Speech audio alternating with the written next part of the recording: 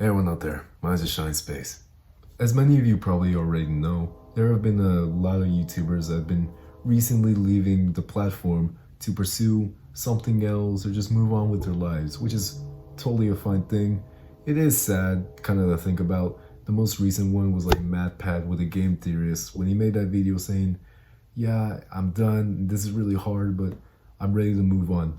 And even like Jacksepticeye on Twitter, like after the video dropped, he was just kind of saying, you know what, come to think of it, I've done YouTube for a while now too. And everyone was just responding with an overwhelming, no, no, don't think like that. But like cowboys who are trying to calm down a horse that's going berserk, like, whoa.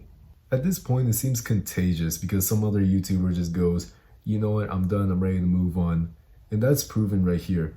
I found a video titled We're Done by very popular YouTubers Rhett and Link.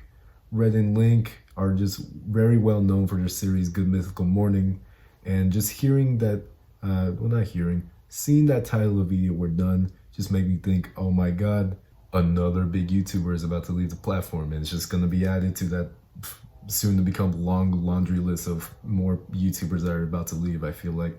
But after watching the video a little bit, you'll start to see that they were done with something else. Now, I'll play a little bit of the beginning of it and just give a quick rundown. I'm not going to play all of it because I recommend that you just watch the video yourselves. But let's just start with this. We've been on YouTube since 2006. And we've decided that it's time to make a change. So in the beginning of the video, Rhett and Link are talking about their time on YouTube, what they've done, what they achieved, all they created.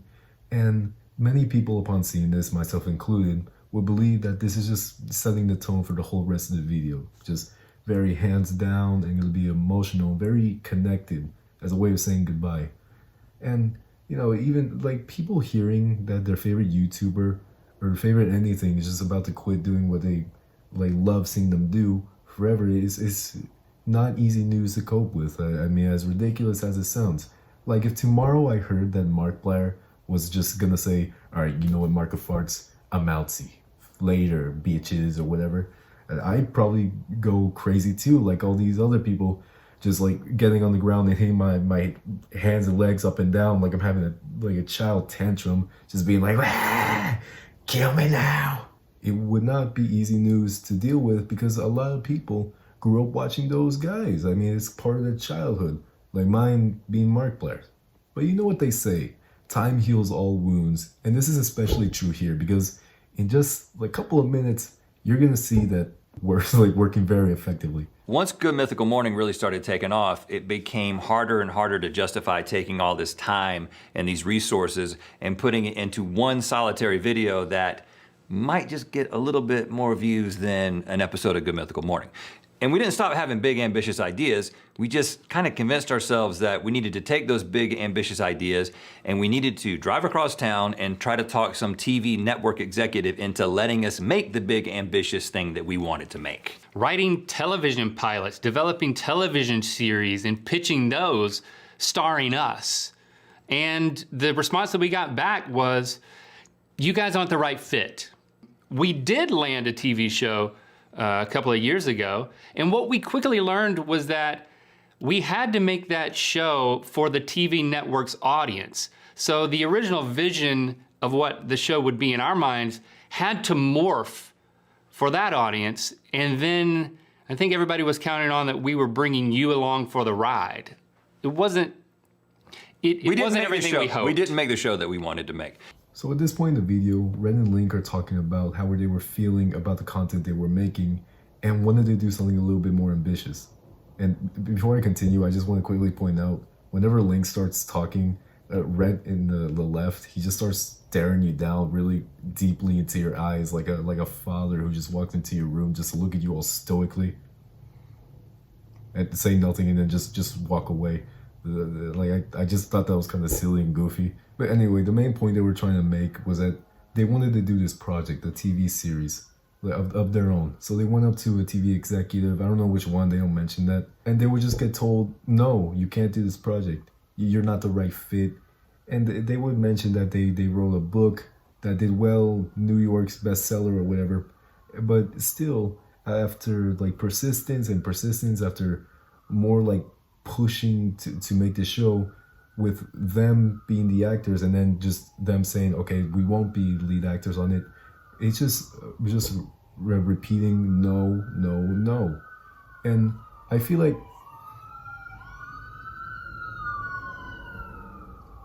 damn, after all that persistence and all those resounding no's, they finally get lucky enough to just find someone to say yes.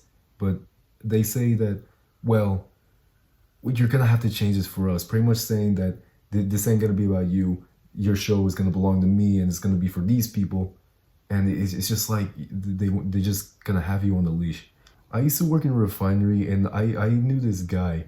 He was a hard fucking worker and a mean, tough son of a bitch. I've never knew anyone more meaner in my life, and we were really close together.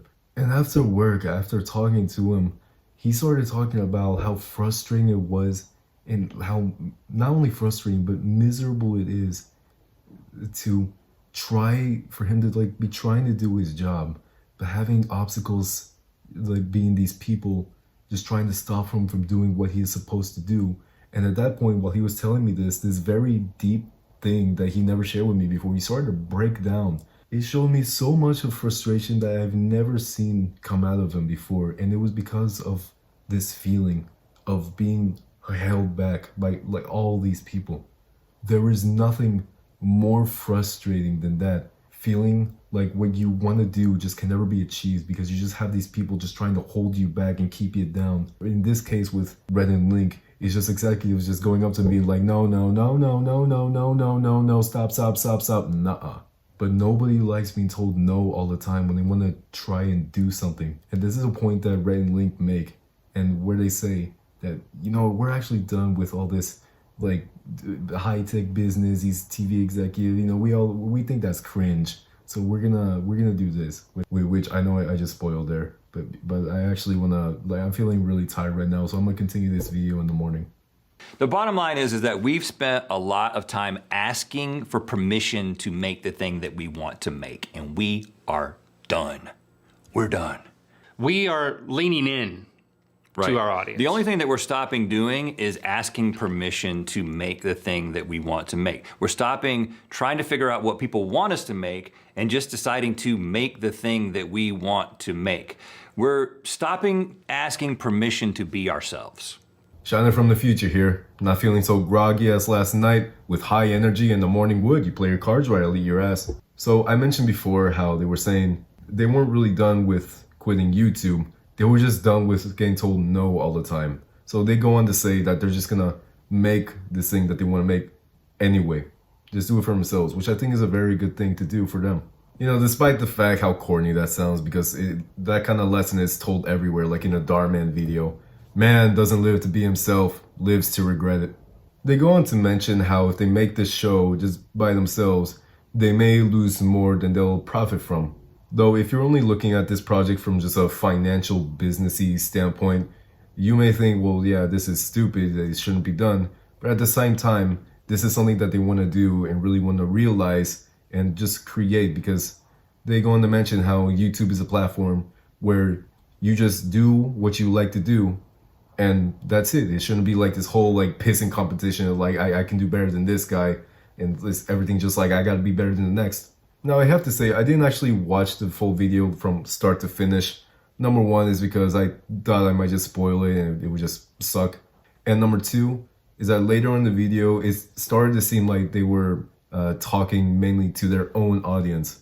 An audience that I wasn't a part of because I'm not really like a big super fan of them, and I don't really watch their content. I'm not all too familiar with what they do now, besides, you know, Good Mythical Morning or like those songs that they used to make. But they're going to go into detail on what exactly they're going to do. And I recommend you watch the full video for the entire synopsis and the feels if you're really into Rhett and Link. And with that, that's all I wanted to say.